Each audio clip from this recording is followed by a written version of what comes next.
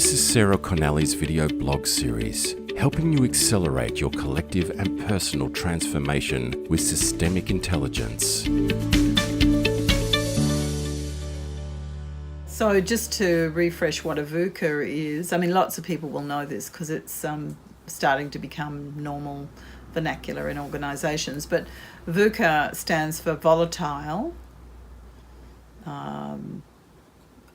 U stands for uncertain, C stands for complex as opposed to complicated, complex, and A stands for ambiguous. So if you think about, you can have a challenge that's volatile, in other words, a political decision's made and suddenly everything changes. That would be volatile. You know, you cannot expect it. It's not predictable, but suddenly, bang, you've got to deal with it. If you think about uncertain, that's, you know, things could go this way or that way. There's so many variables to be considered and it's not clear. Complexity is when you just have so many interactive elements that you actually can't predict the cause and effect relationships between them. So, and then ambiguous means there's lots of unknowns and you have no way of knowing the unknowns. So pretty much anybody can think about their business and come up with what VUCA challenges you're facing. So one of the VUCA challenges that has come up in a lot of my client work of lately is scaling up. So in order to get growth in the business, to scale the business and to generate the growth through scaling. So if we think about scaling up, there's two ways that you can scale up. You can do it in an orderly, logical, rational, linear fashion.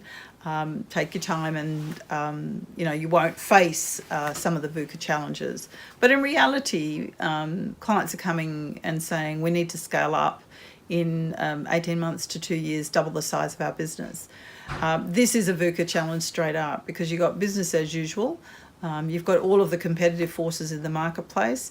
You've got the way business changes in quite a dynamic fashion. So there's a certain degree of volatility that's going on in the business environment regardless. So you're talking about scaling up in VUCA conditions. And this is where the systemic intelligence becomes a particularly important leverage point. It applies in any context, but if you really want your scaling up, there's a way to set up your system so that it's healthy and therefore it can actually take the growth and the growth trajectory, quite fast, but you can also set it up in an unhealthy fashion and then you're just going to set compounding problem after compounding problem and you're not going to realize your commercial benefits. So there's a really interesting systemic perspective there because if you want to take your business along a pathway of growth, it needs to be healthy, sustainable growth. So it needs to be, because we know that in nature, for instance, if it's not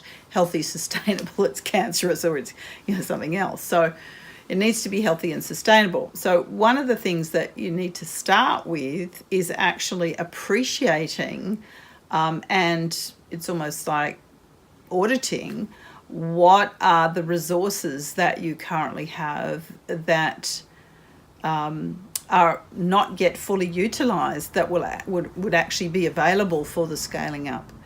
And it's really common working with organisations to be, I get surprised at how many resources are unrecognised. And a lot of that comes from the history of the organisation. So an organisation, wherever it gets to, stands on everything that came before. Whether you liked it or not, it has contributed to where you are now. So really harvesting all the resources, because in a system, if you don't honour what exists in a system, then it creates turbulence which is aimed at getting it honoured. So if you want to scale up, you want to do that before you start growing, because otherwise you're going to set up disturbances in your system which are really going to take away from your scaling up. So that's a systemic principle that's sort of foundational there.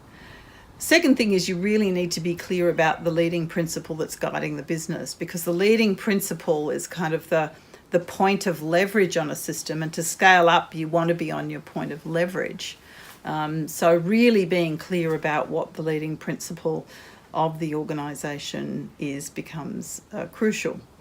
The other thing that becomes really important is who belongs. So this is another systemic principle. You may have people in the organisation who have built it to where it is now, but don't have the bandwidth to take the organisation to where it's going to go. So this brings up the notion of who belongs to the future, who has the depth and the breadth and the potential to go with the future. And some people do and some people don't. So then there's the systemic principle of how do you have a good ending? How do you honour and respect and dignify people so that when you're going into this growth, they actually feel part of where the organisation goes, even if they're not part of it themselves. So that's sort of the principle of belonging, but it's also interacting with the principle of give and take. So that when somebody's given something a lot to a system, how do you honour and respect that back to them so that they actually feel complete? It doesn't feel like anything's left out of exchange. And we often discount, we overestimate on our side of the balance sheet and underestimate on others' side of the balance sheet. So we don't get that give and take in balance. Of course, there is who needs to belong in terms of who needs to join, and how do you set up a good joining? How do you identify and have good joining? Then it brings in the issue of orders. So who's in the first position, who's in the second, and who's in the third, who has a particularly large contribution to make and therefore has more authority in the system because of that large contribution that they have to make. Who's going to make a big contribution to the future because they're going to impart all of the knowledge from the past into the present as a vehicle to take it into the future. So, orders become very, very important as you're preparing for the scaling up and as you move through the scaling up. So that's just a little illustration of, all of the systemic principles at play when you're thinking about scaling up. These need to be constantly revisited and reapplied in the scaling up process. It's wonderful if you can teach everybody in the executive to understand these systemic principles, because they can apply them themselves once they really understand them and how to work with them. Yeah. To navigate your VUCA challenges in a sustainable way, contact Sarah through ea@sarahconnelly.com.